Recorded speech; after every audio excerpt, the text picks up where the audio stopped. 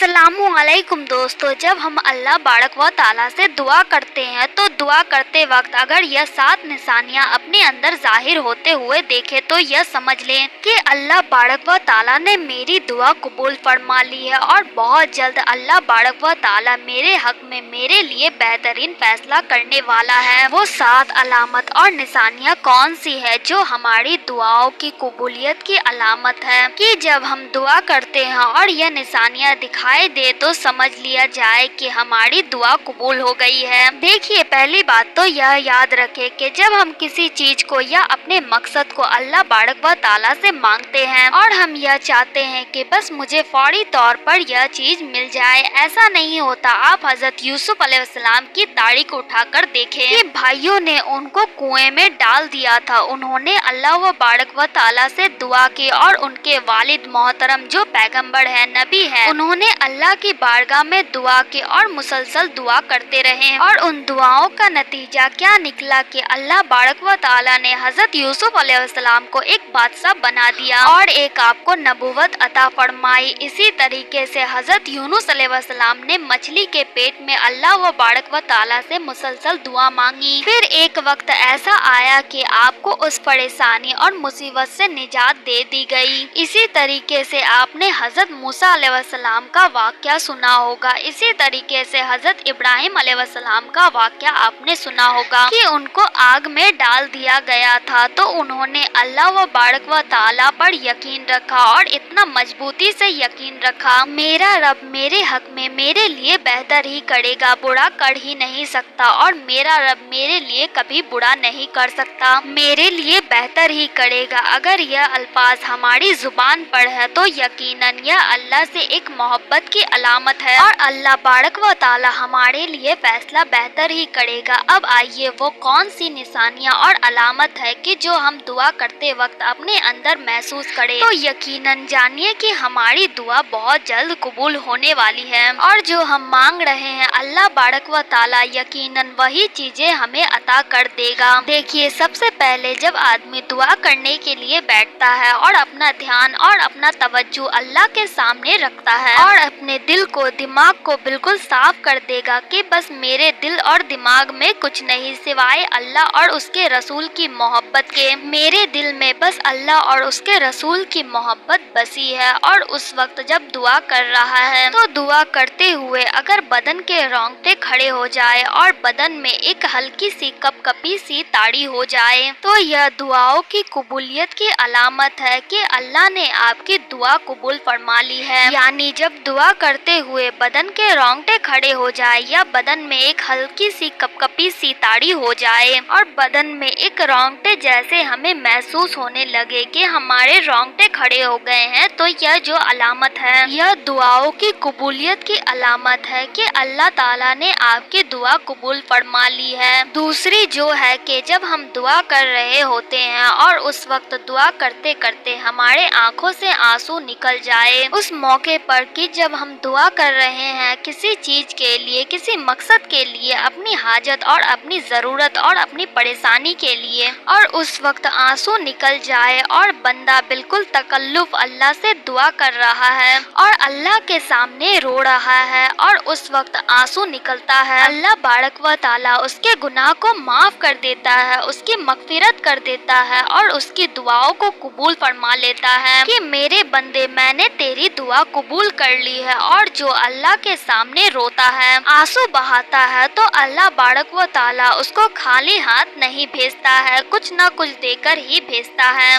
तो हम अल्लाह से रजा मांगे कि अल्लाह तेरी रजा हमें नसीब हो जाए। इसी तरीके से मुसलसल दुआ करते रहे कि अगर हम किसी परेशानी में या किसी हाजत के लिए, किसी जरूरत के लिए दुआ कर रहे हैं तो मुसलसल दुआएं करना यह अलामत और निशानी है इस बात की कि अल्लाह बारक व ताला इस दुआ को बड़ी पसंद फरमाता है और यकीनन अल्लाह बारक व ताला इसे यह चीज इनायत कर देगा। तो हमें दुआ मांगना नहीं छोड़ना चाहिए। मैंने आपको बताया कि हजरत यूसुफ अलैहिस्सलाम, हजरत याकूब अलैहिस्सलाम, हजरत यूनुस अलैहिस्सलाम, हजरत मूसा अलैहिस्सलाम यह पैगंबर है और पैगंबरों की मिसाल मैंने आपके सामने रखा है कि इतना बड़ा पैगंबर जो गुनाहों से बिल्कुल साफ और पाक है और अल्लाह के महबूब, अल्लाह के पसंदीदा बंदे जब उन पर परेशानी परेशानियां आती थी और उन पर परेशानियां आती है और वो अपने आप को अल्लाह के हवाले कर देते हैं और मुसलसल दुआओं में लगे रहते हैं। लेकिन अल्लाह बारक व ताला ने उम्मत के लिए एक नमूना बनाया है कि आप तो चलो तकलीफें बर्दाश्त कर लेंगे, लेकिन आपको आपके आने के बाद जो उम्मत आएगी, जो उम्मत है, उनको एक आइडिया मिल जाए कि हाँ, इतने बड़े पैगंबर ने जब मुसीबत को बर्दाश्त कर लिया तो हम क्या है, हम भी कर सकते हैं। तो एक नमूने के तौर पर, एक मिसाल के तौर पर हम अपने से आला